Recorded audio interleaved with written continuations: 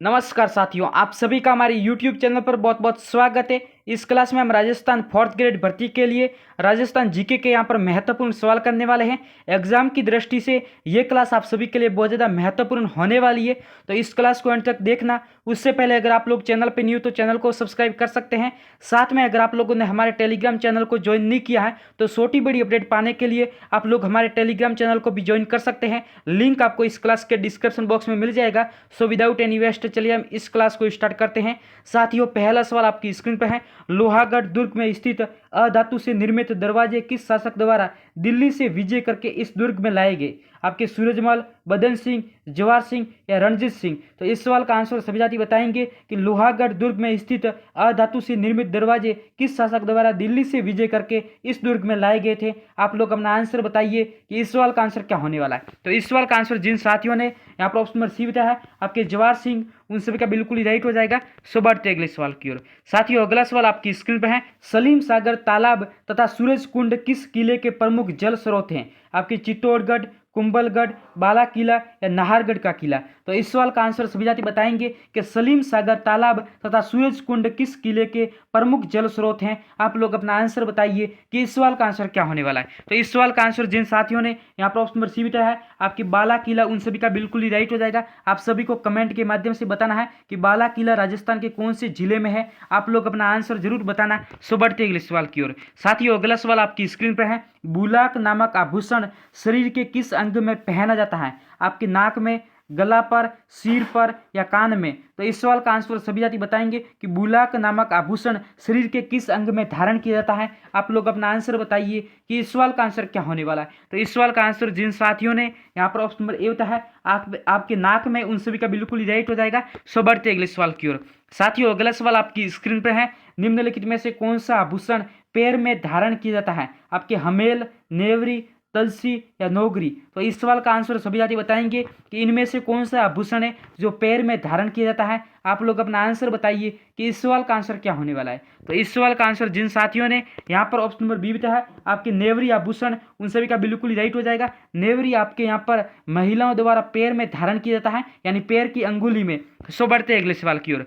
साथियों, अगला सवाल आपकी स्क्रीन पर है। मकिया नामक आभूषण कहाँ धारण किया जाता है? आपके सिर में, गला पर, हाथ पर या पैर में? तो इस सवाल का आंसर सभी जाति बताएंगे कि मकिया नामक आभूषण कहां पर धारण किया जाता है। आप लोग अपना आंसर बताइए कि इस सवाल का आंसर क्या होने वाला है। साथियों, इस सवाल का आंसर जिन साथियों ने यहाँ पर ऑप्शन नंबर डी बताया है, आपके पैर में, उन सभी का बिल्कुल ही राइट हो जाएगा। सो बढ़ते अगले सवाल की ओर। साथियों, अगला सवाल आपकी स्क्रीन पर है। तुलसी, हालरो, निमानिया तथा पोत नामक आभूषण महिलाओं द्वारा शरीर के कौन से भाग पर पहने जाते हैं? आपके सिर पर, गले में, हाथ पर या कमर पर?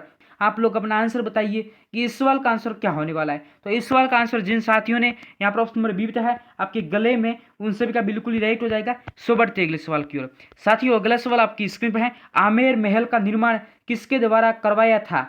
आपके सवाई जय सिंह, भगवान दास, मान सिंह प्रथम या प्रताप सिंह? तो इस सवाल का आंसर सभी जाति बताएंगे कि आमेर महल का निर्माण किसके द्वारा करवाया गया था। आप लोग अपना आंसर बताइए कि इस सवाल का आंसर क्या होने वाला है। तो इस सवाल का आंसर जिन साथियों ने यहाँ पर ऑप्शन नंबर सी बताया है, आपके मान सिंह प्रथम, उन सभी का बिल्कुल ही राइट हो जाएगा। सो बढ़ते अगले सवाल की ओर। साथियों, अगला सवाल आपकी स्क्रीन पर है। निम्नलिखित में से कौन से लोक देवता पंच पीरों में शामिल नहीं है? आपके गोगा जी, हड़बू जी, मेहा जी या देव नारायण जी? तो इस सवाल का आंसर सभी जाति बताएंगे कि इनमें से कौन से लोक देवता है जो पंच पीरों में शामिल नहीं है। आप लोग अपना आंसर बताइए कि इस सवाल का आंसर क्या होने वाला है। दोस्तों, इस सवाल का आंसर जिन साथियों ने यहाँ पर ऑप्शन में डी बताया है, आपके देव नारायण जी, उन सभी का बिल्कुल ही राइट हो जाएगा, जिनका संबंध आपके आसिंद भीलवाड़ा से आता है। सो बढ़ते अगले सवाल की ओर।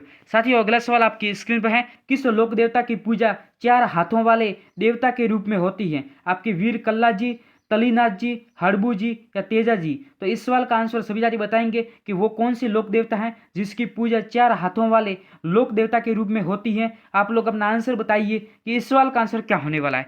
दोस्तों, इस सवाल का आंसर जिन साथियों ने यहाँ पर ऑप्शन नंबर ए बताया है, आपके वीर कल्ला जी, उन सभी का बिल्कुल ही राइट हो जाएगा। सो बढ़ते अगले सवाल की ओर। दोस्तों, अगला सवाल आपकी स्क्रीन पर है। लोक देवता जिन्हें गोरखनाथ व मोहम्मद गजनवी के समकालीन माना जाता है? आपके गोगा जी, रामदेव जी, मलिनाथ जी या तेजा जी? तो इस सवाल का आंसर सभी साथी बताएंगे कि वो कौन से लोक देवता हैं जो गोरखनाथ जी व गजनवी के समकालीन थे। आप लोग अपना आंसर बताइए कि इस सवाल का आंसर क्या होने वाला है। इस सवाल का आंसर जिन साथियों ने यहाँ पर ऑप्शन नंबर ए बताया है आपकी गोगा जी, उन सभी का बिल्कुल ही राइट हो जाएगा। गोगा जी का जन्म आपके ददरेबाज चूरू जिले में हुआ था। सो बढ़ते अगले सवाल की ओर। साथियों अगला सवाल आपकी स्क्रीन पर है, कामड़िया पंथ की स्थापना किस लोक देवता द्वारा की गई? आपके तेजा जी, हड़बू जी, रामदेव जी या गोगा जी? तो इस सवाल का आंसर सभी साथी बताएंगे कि कौन से लोक देवता द्वारा कामड़िया पंथ की स्थापना की गई। आप लोग अपना आंसर बताइए कि इस सवाल का आंसर क्या होने वाला है। दोस्तों इस सवाल का आंसर जिन साथियों ने यहाँ पर ऑप्शन नंबर सी बताया है आपके रामदेव जी, उन सभी का बिल्कुल ही राइट हो जाएगा। सो बढ़ते अगले सवाल की ओर।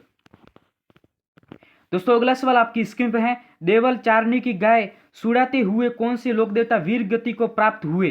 तेजा जी, बाबू जी, हड़बू जी या देवनारायण जी? तो इस सवाल का आंसर सभी जाति बताएंगे कि देवल चारणी की गायों को सुड़ाते हुए कौन से लोक देवता वो शहीद हो गए थे। आप लोग अपना आंसर बताइए कि इस सवाल का आंसर क्या होने वाला है। तो जिन साथियों ने इस सवाल का आंसर ऑप्शन नंबर बी बताया है आपके बाबू जी, उन सभी का बिल्कुल ही राइट हो जाएगा। सो बढ़ते अगले सवाल की ओर। अगला सवाल आपकी स्क्रीन पर है, लोक देवता हड़बू जी को बेंगटी गांव फलौदी किसने भेंट किया? आपके राव जोधा ने, राम मालदेव ने, महाराणा राज सिंह ने या महाराजा अजीत सिंह ने? तो इस सवाल का आंसर सभी जाति बताएंगे कि लोक देवता हड़बू जी को बेंगटी गांव फलौदी किसने यहाँ पर भेंट किया था। आप लोग अपना आंसर बताइए कि इस सवाल का आंसर क्या होने वाला है। तो इस सवाल का आंसर जिन साथियों ने यहाँ पर ऑप्शन नंबर ए बताया है आपकी राव जोधा, उन सभी का बिल्कुल ही राइट हो जाएगा। सो बढ़ते अगले सवाल की ओर। साथियों अगला सवाल आपकी स्क्रीन पर है, 1378 में फिरोज शाह तुगलक के साथ किस लोक देवता ने युद्ध किया था? आपके जुंजार जी, वीर बावल, हरिराम जी या मलिनाथ जी? तो इस सवाल का आंसर सभी जाति बताएंगे कि इस सवाल का आंसर क्या होने वाला है। जिन साथियों ने इस सवाल का आंसर ऑप्शन नंबर डी बताया है आपके मलिनाथ जी, उन सभी का बिल्कुल ही राइट हो जाएगा। सो बढ़ते अगले सवाल की ओर।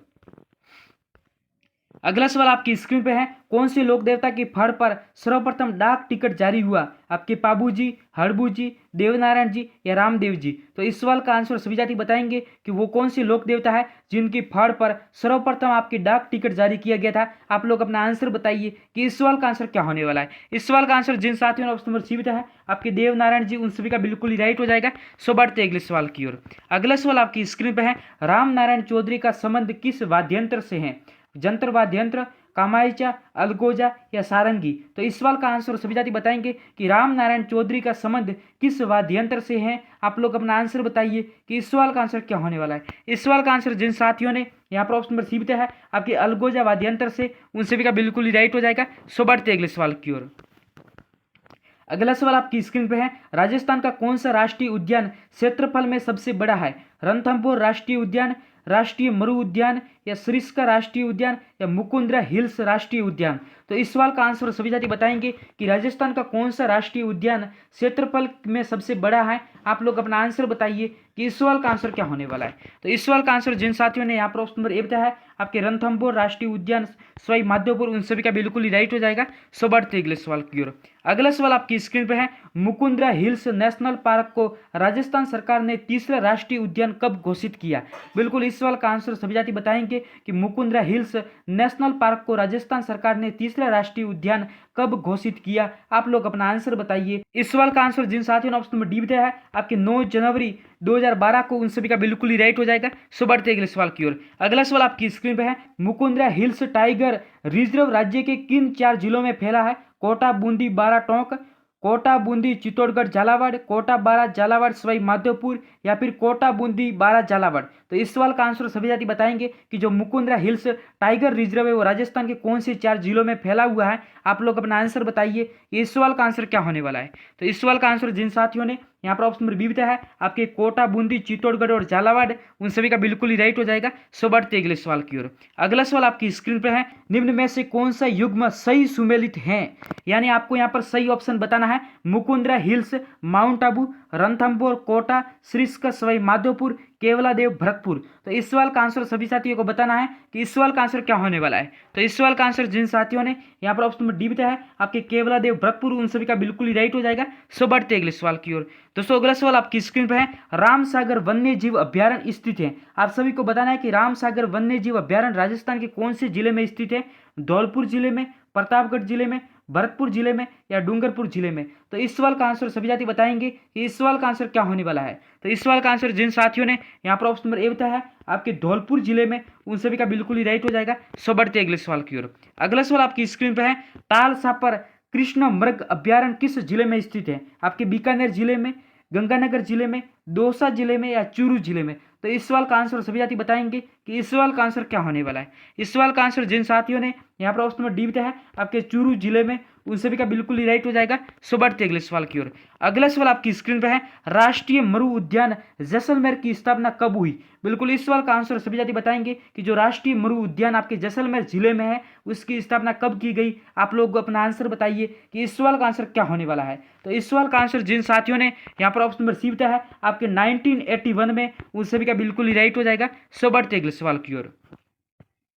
अगला सवाल आपकी स्क्रीन पर है, शेरगढ़ वन्य जीव क्षेत्र निम्नलिखित में से किस जिले में स्थित है? आपके बारां जिले में, उदयपुर जिले में, जयपुर जिले में या बीकानेर जिले में? तो इस सवाल का आंसर सभी साथी बताएंगे कि शेरगढ़ वन्य जीव अभ्यारण्य आपके राजस्थान के कौन से जिले में है। आप लोग अपना आंसर बताइए कि इस सवाल का आंसर क्या होने वाला है। इस सवाल का आंसर जिन साथियों ने ऑप्शन नंबर ए बताया है आपके बारां जिले में, उन सभी का बिल्कुल ही राइट हो जाएगा। सो बढ़ते अगले सवाल की ओर। अगला सवाल आपकी स्क्रीन पर है, निम्नलिखित में से कौन सी विशेषता थार के मरुस्थल से संबंधित नहीं है? या शुष्क व अर्ध शुष्क जलवायु है, या रेतीली मिट्टी पाई जाती है, या सदाबहार वन पाए जाते हैं, या बालू के स्तूप पाए जाते हैं? तो इस सवाल का आंसर सभी साथी बताएंगे कि निम्नलिखित में से कौन सी विशेषता है जो थार के मरुस्थल से संबंधित नहीं है। आप लोग अपना आंसर बताइए कि इस सवाल का आंसर क्या होने वाला है। तो इस सवाल का आंसर जिन साथियों ने यहाँ पर ऑप्शन नंबर सी बताया है यहाँ पर सदाबहार वन पाए जाते हैं, उन सभी का बिल्कुल ही राइट हो जाएगा, क्योंकि आपके सदाबहार वन है वो आपके यहाँ पर माउंट आबू के क्षेत्र में पाए जाते हैं, न कि यहाँ पर मरुस्थल में पाए जाते हैं। सो बढ़ते अगले सवाल की ओर। दोस्तों अगला सवाल आपकी स्क्रीन पर है, गोडवाड़ प्रदेश राजस्थान के किस व्रत भू आकृतिक प्रदेश का भाग है? पूर्वी मैदानी प्रदेश, पश्चिमी शुष्क प्रदेश, हाड़ौती का पठार या चंबल प्रदेश? तो इस सवाल का आंसर सभी साथी बताएंगे कि यहाँ पर 26 सवाल का आंसर क्या होने वाला है। तो इस सवाल का आंसर जिन साथियों ने यहाँ पर ऑप्शन नंबर बी बताया है आपके पश्चिमी शुष्क प्रदेश, उन सभी का बिल्कुल ही राइट हो जाएगा। सो बढ़ते अगले सवाल की ओर। साथियों अगला सवाल आपकी स्क्रीन पर है, राजस्थान की आकृति विषम चतुर्भुजीय सर्वप्रथम किसने बताई? आपके Colonel James Tod, William Franklin, T H. Handley या गौरी शंकर ओझा? तो इस सवाल का आंसर सभी साथी बताएंगे कि इस सवाल का आंसर क्या होने वाला है। इस सवाल का आंसर जिन साथियों ने यहाँ पर ऑप्शन नंबर सी बताया है आपके टी.एच. हैंडले, उन सभी का बिल्कुल ही राइट हो जाएगा। सो बढ़ते अगले सवाल की ओर। अगला सवाल आपकी स्क्रीन पर है, राजस्थान से गुजरने वाले 25 डिग्रीज उत्तरी अक्षांश किन जिलों से युग्म से गुजरता है? आपके चित्तौड़गढ़, दौसा, भीलवाड़ा, बाड़मेर, जालौर, जैसलमेर, बाड़मेर, सिरोही, राजसमंद या जालौर, सिरोही, जोधपुर? तो इस सवाल का आंसर सभी साथी बताएंगे कि राजस्थान से गुजरने वाले 25 डिग्री उत्तरी अक्षांश किन जिलों से गुजरती है। आप लोग अपना आंसर बताइए कि इस सवाल का आंसर क्या होने वाला है। इस सवाल का आंसर जिन साथियों ने ऑप्शन नंबर सी बताया आपके बाड़मेर, सिरोही और राजसमंद, उन सभी का बिल्कुल ही राइट हो जाएगा। सो बढ़ते अगले सवाल की ओर। अगला सवाल आपकी स्क्रीन पर है, प्रतापगढ़ में स्थित माही नदी तटवर्ती मैदान कहलाता है? आपके छप्पन का मैदान, कांठल का मैदान, वागड़ का मैदान या पिंड माट का मैदान? इस सवाल का आंसर सभी साथी बताएंगे कि इस सवाल का आंसर क्या होने वाला है। इस सवाल का आंसर जिन साथियों ने ऑप्शन नंबर बी बताया आपके कांठल का मैदान, उन सभी का बिल्कुल ही राइट हो जाएगा। सो बढ़ते अगले सवाल की ओर। अगला सवाल आपकी स्क्रीन पर है, यह आज का लास्ट सवाल है, राजस्थान का कौन सा विभाग मालवा के प्रवाह का भाग है? आपके हाड़ौती का पठार, चंबल का मैदान, लूनी का मैदान या घग्गर का मैदान? तो इस सवाल का आंसर सभी साथी बताएंगे कि राजस्थान का कौन सा विभाग या भाग है जो मालवा के प्रवाह का भाग है। आप लोग अपना आंसर बताइए कि इस सवाल का आंसर क्या होने वाला है। तो इस सवाल का आंसर जिन साथियों ने ऑप्शन नंबर ए बताया है आपके हाड़ौती का पठार, उन सभी का बिल्कुल ही राइट हो जाएगा। सो आज की क्लास आप सभी को कैसी लगी अपनी राय कमेंट्स बॉक्स में जरूर बताना। मैं मिलूंगा कि नए सवालों के साथ। तो फिलहाल के लिए बाय गाइज।